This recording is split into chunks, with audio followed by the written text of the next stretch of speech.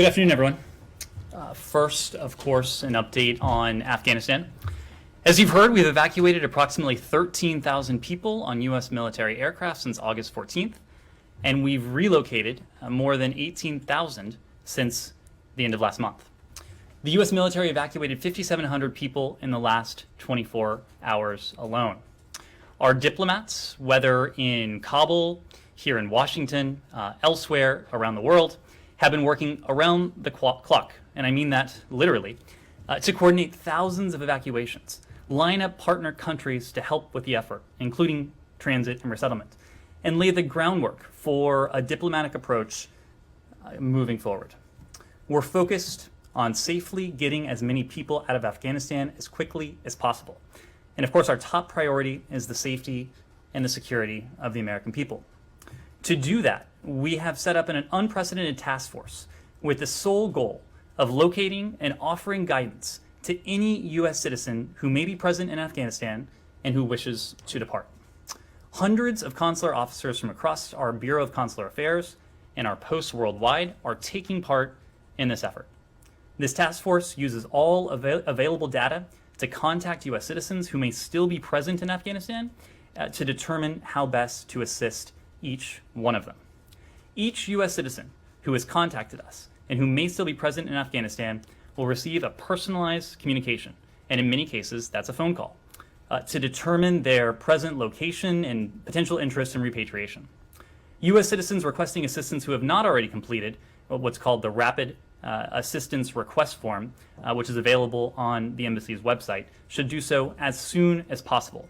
We encourage all U.S. citizens in Afghanistan to enroll in the Smart Traveler Enrollment Program, regardless of if they need assistance, so that we can be in a position to communicate important information going forward. Second, I'll share an update on our ongoing intensive diplomatic efforts. Over the past several days, we have mobilized a global effort through diplomatic channels to evacuate U.S. citizens, personnel from partner nations, and of course at-risk Afghans from Kabul.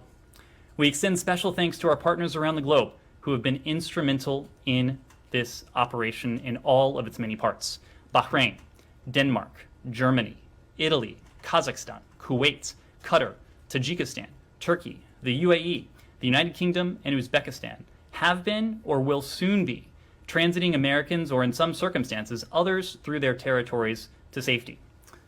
Albania, Canada, Colombia, Costa Rica, Chile, Kosovo, North Macedonia, Mexico, Poland, Qatar, Rwanda, Ukraine, and Uganda have also made generous offers regarding the relocation efforts for at-risk Afghans. We deeply appreciate the support they have offered, and we are proud to partner with them in our shared support for the Afghan people. We are very encouraged that other countries are also considering providing additional support, and this is something on which we will continue to be focused.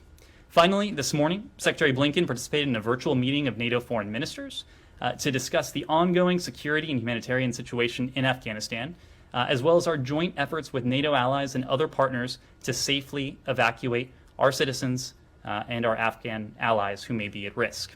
The allies agreed that any future government must adhere to Afghanistan's international obligations, safeguard the human rights of all Afghans, and that includes, of course, women, children, and minorities, uphold the rule of law, allow unhindered humanitarian access, and ensure that Afghanistan never again serves as a safe haven for terrorism.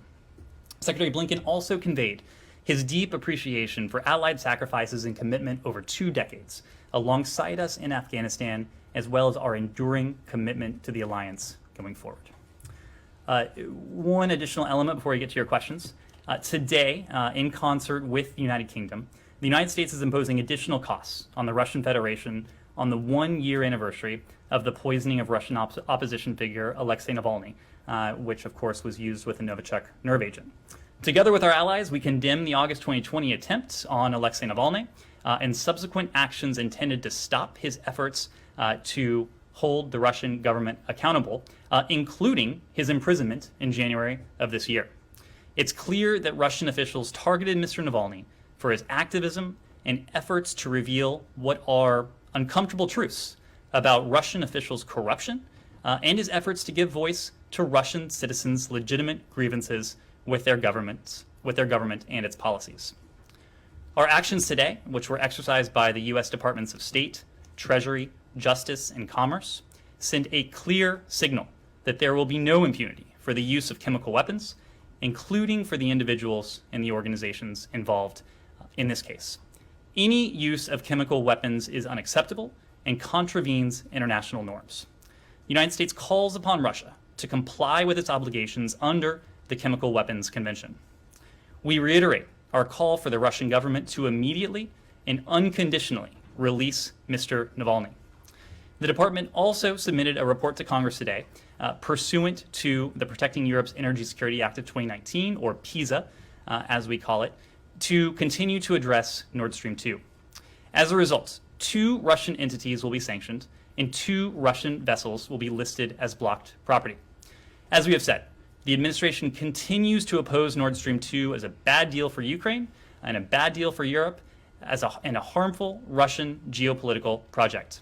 We remain committed to implementing PISA, even as we take steps to reduce the risk an operational NS2 pipeline would pose to European energy security and the security of Ukraine and frontline NATO and EU countries.